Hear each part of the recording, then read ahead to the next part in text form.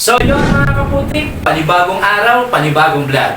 So for today's video, magluluto po tayo ng masarap at katakam-takam na Bicol Express with sigarilyas. Kung paano gawin ito, tara, lutuin na natin to. Let's go!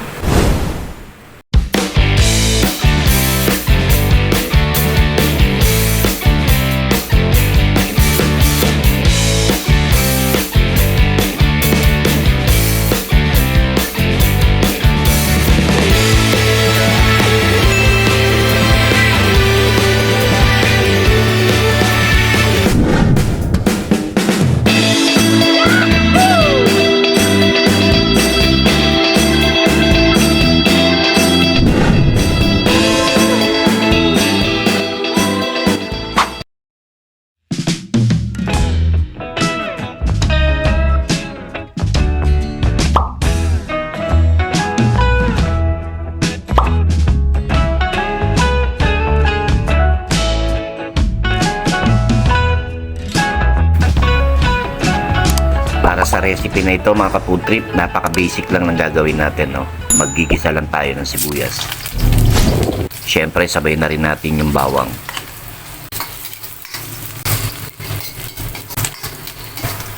Pork kasim, itong ginamit natin na parte ng baboy para sa ating recipe.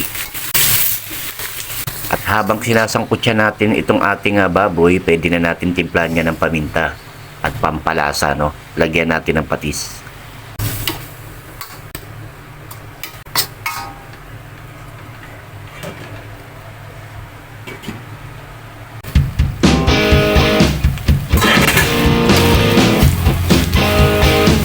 Kapag ganito na ang itsura ng ating baboy, pwede na to mga ka-food trip. Golden brown o yung medyo tostado, no? Ganitong texture yung hinahanap natin para sa ating recipe, no? Dahil medyo toasted na yung ating karning baboy, pwede na natin ibuhos yung ating kakanggata. Wow! Yung unang piga mga ka-food trip. Yang mga nakikita nyong brown sa gilid ng kawali, kayurin lang natin yan. Nandyan yung lasa ng ating ginisang baboy. Siyempre mga ka-food trip, hindi mabubuo ang ating recipe kung wala itong bagoong alamang. Pwede na rin nating ilagay yung ating sigarilyas.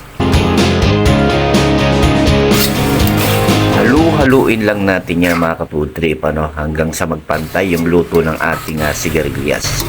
Dahil dyan, pwede na natin ilagay yung ating long green chili, no? O yung siling haba.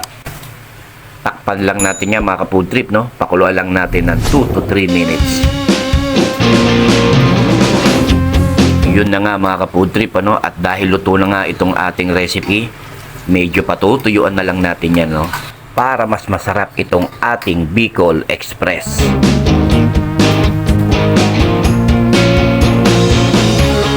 Dahil medyo patuyo na itong ating recipe, ready to serve na to mga ka-food trip.